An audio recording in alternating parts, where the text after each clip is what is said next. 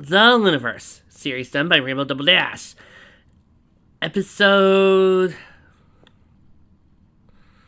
13, I think. An embarrassment in 3 acts by Void Knight, who's a new writer to this group. Prologue. As he approached the Ponyville town square, Ditsy glanced up with one eye. The sun was getting on towards noon. With Corona's return, most ponies were more careful than ever to be safely indoors when the tired sun reached zenith. Which was why all the male pony routes were scheduled to put male pony in question someplace where they could find shelter, and generally lunch at noon. In Dizzy's case, her route would take her by Sugar Cube Corner in another few minutes. Good place to wait out the noonday sun and get a lunch muffin or two. As he pushed open the door, Pinky waved cheerily at her from behind the counter with one hoof, while the other poured batter into a cake pan. "Hi, Ditsy! So glad to see you. I thought you might be stopping by because my right ear went all twisty and my knees went achy, and that means that a favorite customer is about to show up. Just when I could get this oven, it would be right with you." Gravelly was cut off as she grabbed the edge of the cake pan between her teeth, popped it to the open, and slid the pan inside. Ditsy trotted up to the counter, inhaling the wonderful smell of baking muffins. Pinky's head popped up, and Ditsy finished a hoofful of letters from her saddlebags. "Okay, 2 letters from you, a letter and a full catalog with the kinks, and I'll have 2 carrot muffins." "2 carrot muffins coming right up," said Pinky tearfully as he set the letters into a niche. You gonna see the play? "What play?" asked Ditsy as Pinky pulled a paragon out of the display case.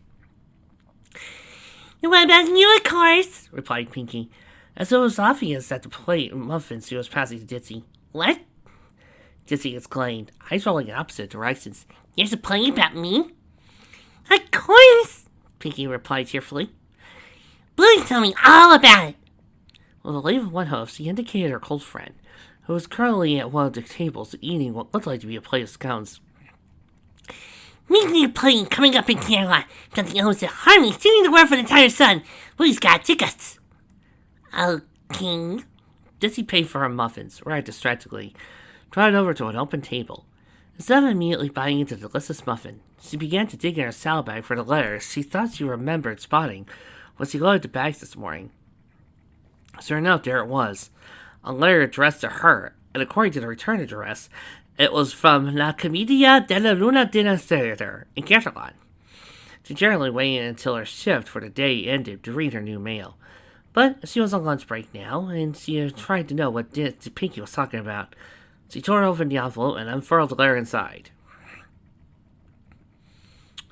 Dear Dame Ditsy, we are pleased to inform you that Longest Night, Longest Day by Double Dash will be showing for the first time anywhere at our Camelot Theater on the 25th of October. Dinner will be served at 5:45 on, and the play itself shall begin at 7. Please accept the enclosed tickets to the opening performance with our compliments. We hope to see you there. Encore performance, manager of La Commedia della Luna Theater. I don't believe this. The Lunaverse portal gets an entire play dedicated with an entire dinner theater, and I, who have been doing this show for 8 years, alone, with a changing microphone. You're currently the best, Yeti. Thank you. Moving to a brand new studio, working with Trixie, and that's probably because... No problem, Trix. All of that, I've had to work, scrounge, and save, and the Lunaverse holds up its own theater production. I bet he's got an entire cast, too! Me, I've been doing all this with my own voice, thank you very much. I hope you guys are happy. Do you realize how hard it is to be a little Pegasus living in Ponyville, near that nice big oak tree, going into different portals, pulling out different books from different dimensions, using his Planeswalker ring to find out different legends and different stories around the Pony multiverse, fanfic mind you, and also going to different multiverses of other series to pull out stories from their universes to come here and tell you all this. The job ain't easy. I did not spend 3 years at Strixhaven just for some dinner theater to do my job for me. Oh well.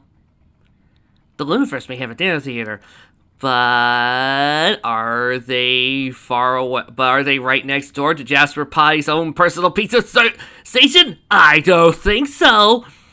Also, I get to see different brony analysis communities walk by outside my door. Granted, they never say hi to me. Maybe I should actually try saying hi to them once in a while. Nah, I get too shy. Besides, I don't think Scorcher wants to talk to me. I did kind of mention I only watch his shows for the countdowns, never the analysis. What? I'm free to like them how I like them, okay? Besides, I did compliment them all on their D&D group, even though I think I could probably handle things just as well as they could. Enclosed toward the letter were a pair of tickets and a small poster. Dizzy carefully unfurled the poster and found that, just as Pinky had said, it was a picture of the six of them. Well, sort of. A picture of the six of them. Raindrops was shown almost the same size as Big Mac. Dizzy herself was wearing a night guard armor for some reason. The character appeared to have gotten one of her long-held wishes and was blowing up a tree with heat vision. Dizzy tucked the letter back into her salad bag and took a bite of carrot muffin as she considered the letter. Somebody, it seemed, had written a play about them. Well, supposed it made a certain amount of sense. Her friends attuning to the elements of harmony and defeating Corona really did kind of make them the next founders. Dizzy snorted as she finished the next muffin. Tracy would be over the moon about this. That mare lived for attention. She quickly rummaged through her salad bags, and sure enough, the air elements on her route had similar layers addressed to them.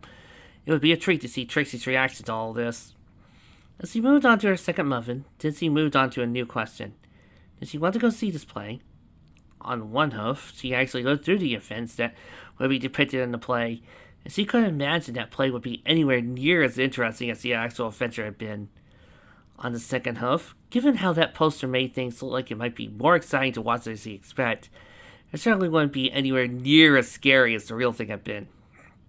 On the third hoof, there was no way that any point sort of Luna herself could keep Trixie from going to see the play. The friendly thing to do would be to go with her. On the last hoof, it was free. Yeah, trust me, it's nowhere near as exciting as it sounds. Sometimes I go to a certain universe and I find out that the stories that you hear in one dimension are nowhere near as interesting as in the other. Planeswalking is not an easy job. What about Dinky? Would she enjoy the play, or would drag up her memories of being kidnapped by Corona again? If Dinky wanted to see the play, then that would be that. Dizzy wouldn't want to have no intention of going and seeing the play with her little muffin. Of course, if Dinky didn't want to go and Disney decided to go, so you need to find someone else for that second ticket. Big Mac, maybe? Her second muffin finished, Dizzy took a glance at the clock. It was still almost half an hour till the sun dropped enough for her to leave.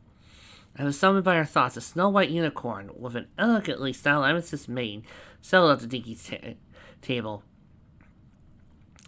So, there's definitely going to be a play about you and your friends. Apparently so, replied Dizzy. I got an invitation, even a couple of free tickets. Lucky, Rarity replied, shaking her hair with an air of mild disbelief. I was hoping wanted to go out to the elements. Can I get involved in the publicity? The unicorn. Was there no other word for it? Preened. Does you think I'd make a fabulous element of magic? Only on world 345. Dizzy agreed a little. I don't think there's any other elements of harmony lying around Rarity. But when we find one, we'll let you know. There's enough live light to go around, even with Trixie hogging as much as she can get her hooves on.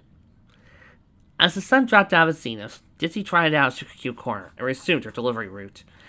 It was only a handful of houses after that she came to the official residency of the representative of the Night Court of Luna de Pineville, more commonly known as Trixie's house. She knocked at the door and Pokey Peace opened it. Neil's here, announced Dizzy. I got some news I think Trixie and I here. Right. This way then. Sharpest. Pokey snickered. Trixie was working her way through a stack of forms as Ditzy tied up. Upon seeing Ditzy, the blue unicorn's face lit up. Ditzy! So good to see you. Oh, what's the occasion? I think you'll want to take a look at this, said Ditzy, pulling Trixie's copy of the theater letter out of it and offering it to her.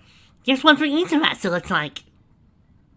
Ditzy quickly pulled out the rest of Trixie's mail and stacked it on the corner of the desk, while Trixie opened and read the theater invitation. As the unicorn read, her eyes widened. A smile broke out of her face as size Ditzy had only previously seen on Pixie.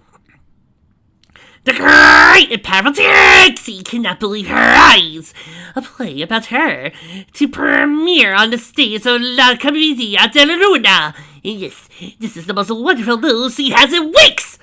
And she pulled Ditzy into a side-swaying hug. Bus, sorry to poke a hole in your bubble, but you're going third person again, pointed out Pokey.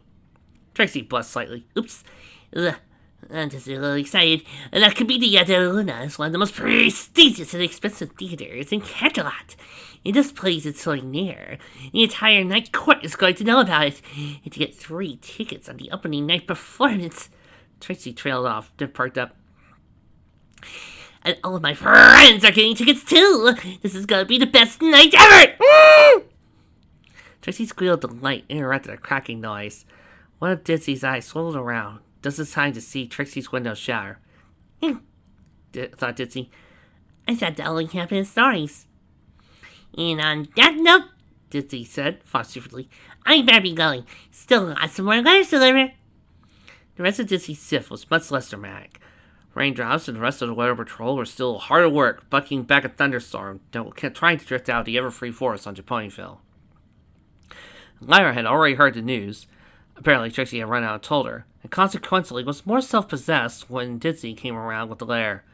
Finally, after a long day's walking and talking, she dropped off her empty saddlebags in her apartment and arrived at school to pick up her muffin. Dinky was in the yard, apparently in the middle of a spirited argument with Pipsqueak. As they drew closer, Ditzy could make out their conversation. "Taught me from the salty seas," continued Pipsqueak in a stronger accent than normal. "But what do you remember so standardly bound to your elves, Captain? The pennies of the light court, as westies and brigands and wee pirates. Come away with me and be my pirate queen. We shall rule the waves, drink our fill from each night, and sleep on beds as silver as sunlight." Oh God, here we go again!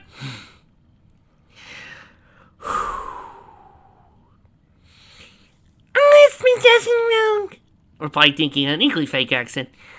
I cannot deny my heart yearns to be with you. But I am bound by my notes, and I court may not be waiting on my word. But I still strain to be worthy of it. If you want to be in your ways, the next we meet, we must meet as enemies. I dread the day I find a Spy X Family fic.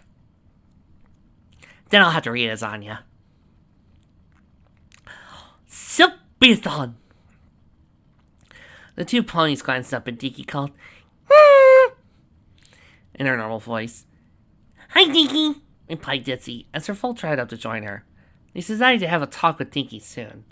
From the language used, it sounded as though Dinky and Pipsqueak had been covertly reading some of those romance novels of the sort Raindrops liked. She knew better than most how much trouble young Philly could get into filling her head with that sort of nonsense. But that would have to wait until she figured out the proper way to go about it. After a few quick exchanges of goodbyes between Dinky and her various friends, Mother and daughter began to trip homewards. "How was school today?" "I'm a mini so trained. The Pipsqueak couldn't understand why we couldn't just build a bunch of pirate ships and plunder the Saldanes, since we had so much stuff in one. I'm not sure I can get it out when they Interesting," replied Ditzy. She was sure that there was some sound political reason using pirates to loot the Zaldanian trade ships wouldn't work. But she couldn't think of what it was either. Unable to think of anything else to say, she changed the topic. "I got a letter in the mail today. Apparently someone's written a play about me and the elements, and how we defeated Corona way back when she first returned. And they sent us 2 free tickets to the opening night performance in Camelot. Wanna go see it?" "There's a play about you find Corona? Awesome!" Ditzy smiled. Dinky's tears joy made her feel that much better. "So I think you wanna go see the play then?" "Of course! I'm gonna go see it being also on stage. awesome. Ditsy giggled. Yes, I know what you mean.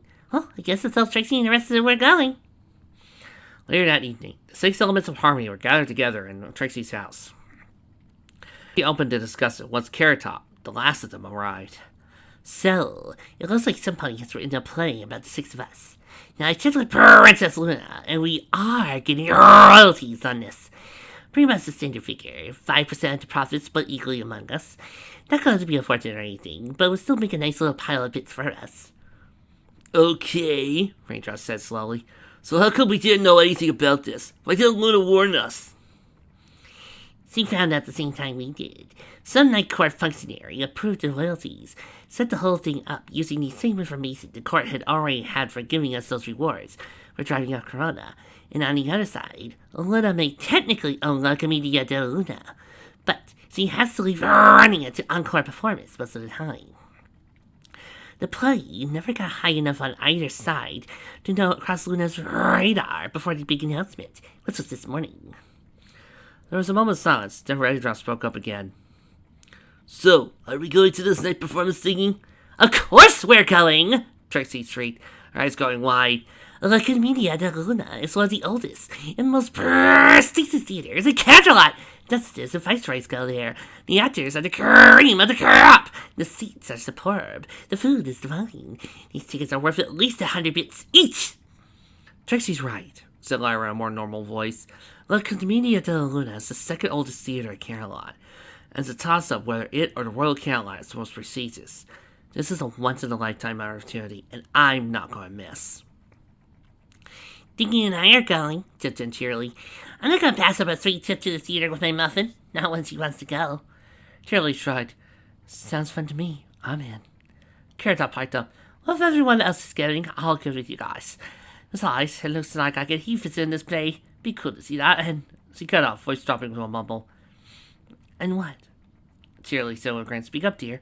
I could take written script, replied Carrot Top with a plus. Oh, other than me? Saw something in him, and he would really enjoy a play. Raindrops took a bit of a turn, but finally I said, I'll go. We've fun to do something new. Snails will like it. It's settled then, said Trixie. No, since we're all here. Anyone for cards? I'm up for a D&D session.